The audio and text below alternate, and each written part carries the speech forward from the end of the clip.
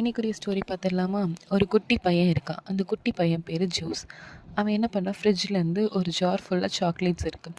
So எடுத்து சாப்பிட்லாம் அப்படின்னு சொல்லிட்டு அந்த பெரிய ஜார் எடுத்து அவன் அந்த குட்டி கையை வந்து அந்த ஜார்க்குள்ளே விடுறான்.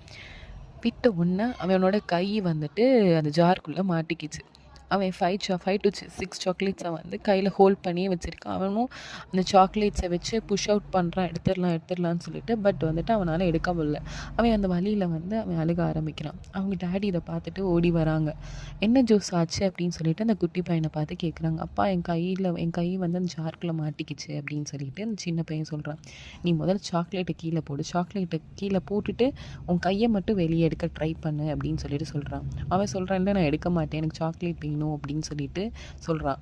அப்போ உன் கையே வராது, நீ நான் சொல்கிறத மட்டும் கேளு, சாக்லேட்டை கீழே போடு, உன் கை ஆட்டோமேட்டிக்காக வெளியில் வந்துடும் அப்படின்னு சொல்லி சாக்லேட்டை வந்து கையை விரித்து சாக்லேட்டை கீழே போட்டால் கை வந்து ஈஸியாக ஜாரை விட்டு வெளியே வந்துடுது. நம்மளும் என்ன பண்ணுறோம், நம்ம லைஃப்பில் நம்மளோட பாரத்தை, சோகத்தை எல்லாமே நமக்குள்ளேயே வச்சுக்கிறோம்.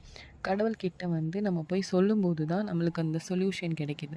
ஸோ பைபிள் ஒரு அழகான வசனம் இருக்கும். 1 பேதுரு 5:7, கர்த்தர் மேல் உன் பாரத்தை வைத்து விடு, கலங்கி தவிக்காதே, அவரே உன்னை ஆதரிப்பார், அதிசயம் செய்வார் அப்படின்னு சொல்லிட்டு ஒரு வசனம் இருக்குது.